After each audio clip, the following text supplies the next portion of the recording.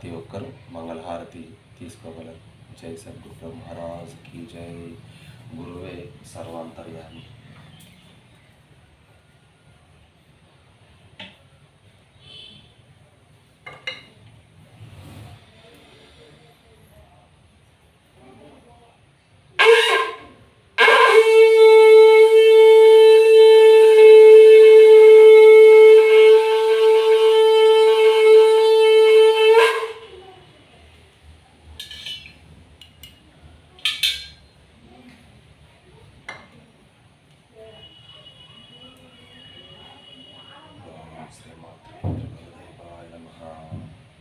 జై సద్గురు ప్రభు మహారాజ్కి జై.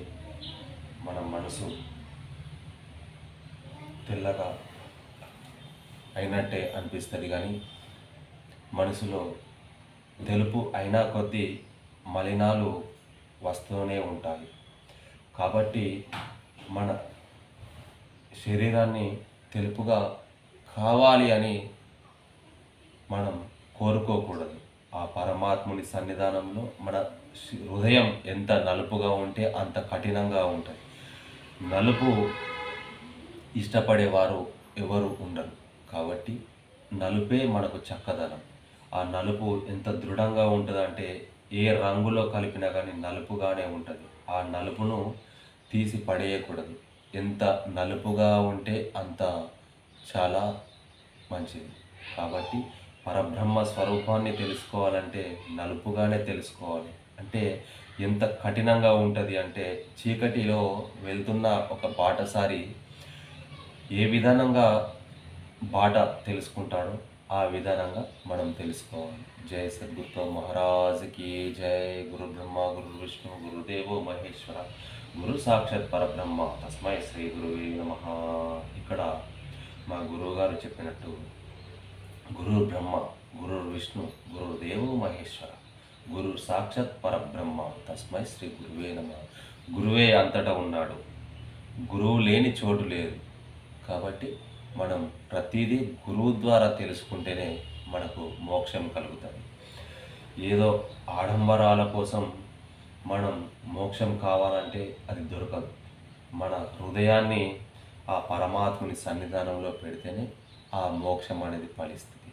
కాబట్టి ఒక్కసారైనా పరమాత్మ స్వరూపాన్ని తెలుసుకోవాలనే జ్ఞానం కలగాలి.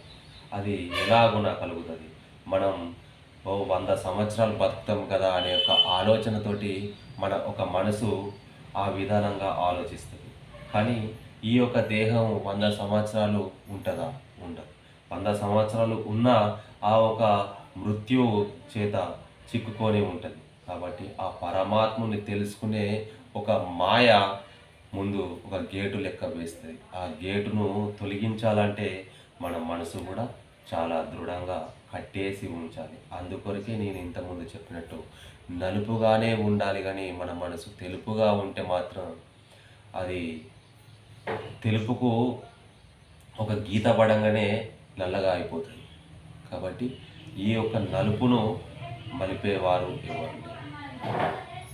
నలుపు మీద తెలుపు గీత గీస్తే ఆ తెలుపు కూడా అక్కడి వరకే అవపడుతుంది, కానీ వెనుకున్న నలుపు గంభీరంగా అవపడుతుంది. ఈ నలుపును కప్పివేస్తుంది. కాబట్టి ఈ యొక్క నలుపు లెక్కనే ఉండి మనం పరమాత్మను తెలుసుకునే మార్గం కనుక్కోవాలి.